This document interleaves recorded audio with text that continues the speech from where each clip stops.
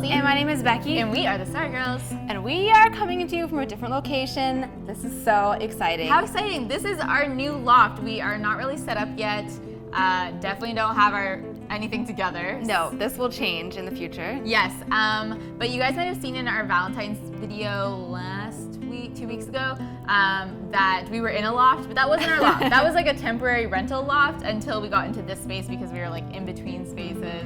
But you guys love that one so much, so I really hope that this one can live up to the goals that one was. We're taking inspo.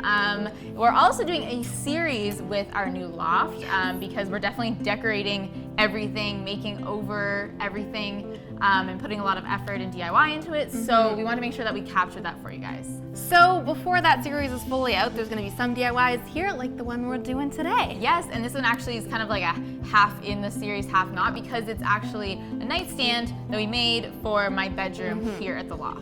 Yeah, so this is like a little bit mid-century modern inspired, but also like super trendy right now and very, very easy to do. Key point. Yeah. And just like one thing, if you guys are confused at the whole loft thing and what happened, make sure you catch up on the previous videos and vlogs. There's stuff on the vlog channel too. And definitely Instagram stories, we like tell you everything that's happening, so make sure you're following us there. Boom. Yes. All right, so let's get into how you can make these awesome nightstands. To make this nightstand side table, you'll need two 10-inch by 14-inch pieces of wood that are 3/4 of an inch thick. So this wood is actually 9 1/4 inches wide, but for some reason they call it 10 inches wide. I bet someone in the comments will tell me the reason, and it's gonna be so obvious. And another thing is the hardware store can usually cut these pieces for you. You'll also need two 10-inch by 7.5-inch pieces that are also 3/4 inch thick, and one 14-inch by 9-inch piece that can be as thin or as thick as you want. This is going on the back. Ours was 1/8 of an inch thick. You'll also need 4 of these T-nuts. These create threaded holes in your wood that will help us screw the table legs onto the bottom. Start with one of your 10 by 14-inch pieces and measure in how far you want the legs to be. We did 1.5 inches from each side. Mark out 4 dots for this.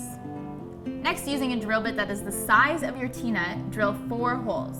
This part is a little bit tricky because you need to make holes deep enough for the T-nuts to go in, but not deep enough that they go out the other side. So if you're not sure, make sure you go really slowly. Once all your holes are made, we're dropping in a little bit of wood glue to help the nuts stay in place. Now with a hammer the nuts into the holes until they are flush with the wood. Now we're ready to put our side pieces on. So here is where we thought we had a genius idea, but it didn't end up working out so well. We bought these wooden plugs that we thought we could use to cover up the screws that we'll be using to assemble the table.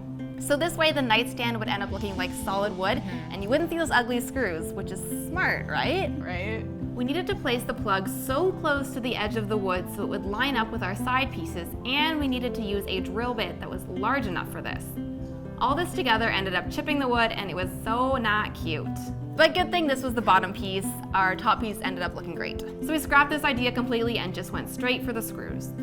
A pro tip here is to drill a small pilot hole for the screw so that it doesn't split the wood when going in. Once all 4 corners were screwed in, it is feeling super sturdy, so now we're gonna move on to the top piece. We still wanted to avoid seeing screws, so we opted for nails this time since the top didn't need to hold as much weight.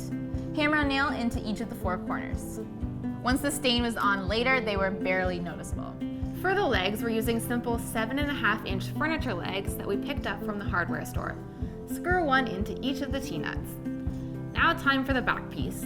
We had to place our nails slightly out from each corner to avoid hitting the screws and the nails that were in the wood from the top and the bottom. So we started out using the same long nails that we used for the top piece, but we realized we didn't actually need nails this long because our back piece was really thin. So we switched over to finishing nails because it was just so much easier, but you can use either kind for this if you want. Whatever you have. Once it's all put together, we gave a good sanding using an electric sander to make sure all the edges were smooth and everything felt flush together. Pro tip, don't wear your nice clothes for this because sawdust will get everywhere.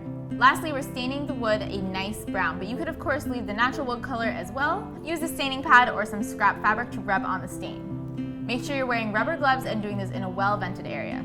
The key to staining is treating this more like an oil that you rub into the wood versus a paint that just kind of like lays on top of the wood. Keep massaging the stain into the wood until it doesn't look wet or drippy. For the legs, we found it easiest to take off one leg at a time to stain under it. Then we stained the actual leg and screwed it back into place. Let the stain dry for a couple of hours, and then we followed up with a clear Varathane coat to give the table some shine. And this goes on the exact same way that you put the stain on. Let the table dry for a full 24 hours and it's ready to use. Thanks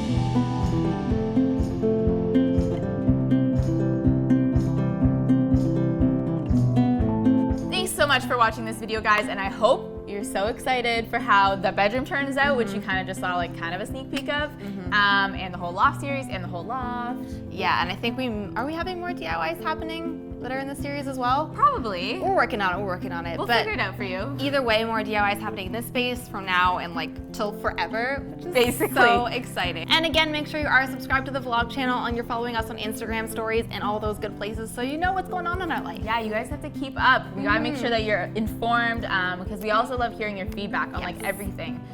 We even had a contest for art that's gonna happen in this space. So like, just so many things that I wanna make sure you guys aren't missing out, and they can't always get put up on our YouTube channel because just the timeline doesn't work out. So please, like, I just don't want you guys to miss out on anything. And giveaways. Yes. Oh my goodness, we did some of those on Instagram, so make sure you're following us, guys. Yeah.